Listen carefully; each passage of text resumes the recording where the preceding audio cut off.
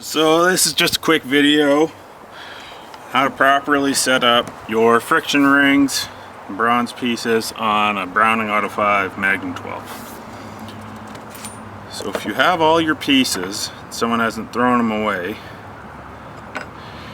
you'll have 3 black friction pieces and 2 bronze pieces. So for the heavy setting on a Magnum 12,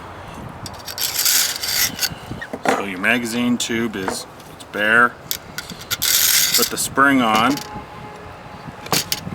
and you'll note that the black pieces are beveled on one side, flat on the other side.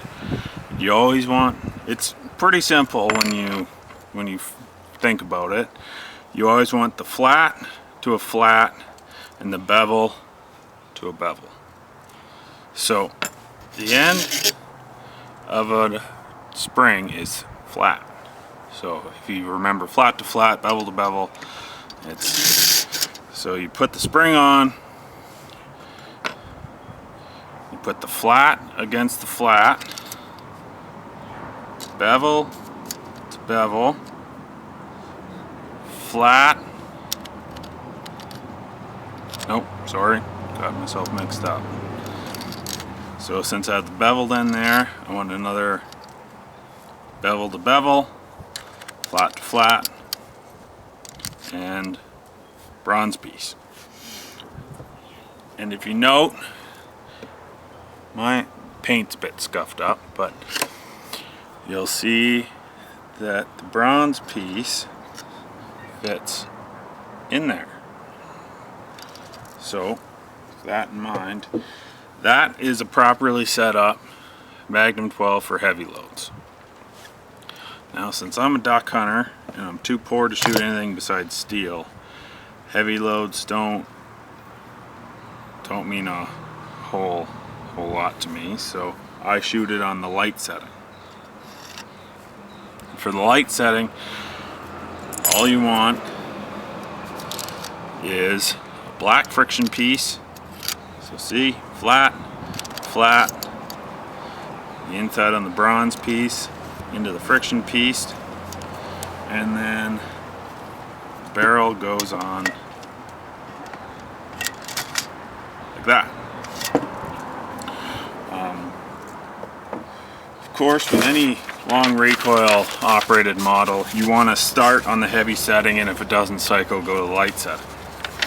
And I printed this out from the instruction manual, and I don't know if you can see it, but it says 3-inch Magnum loads is the heavy setting, and then for the light setting it's for 2 3/4-inch loads and steel shot loads.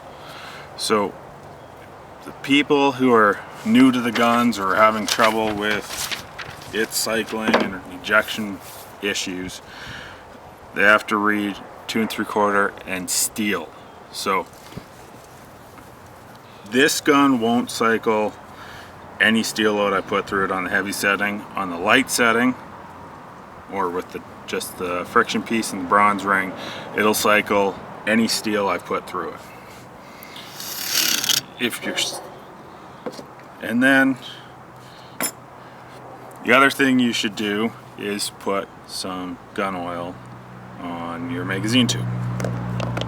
As you can see, my bronze ring has been scuffing up my magazine tube. Browning recommends putting a thin layer on your magazine tube to prevent this bronze piece from scoring the magazine tube. I've been using Stag the last 2 seasons. It's good. It's made locally.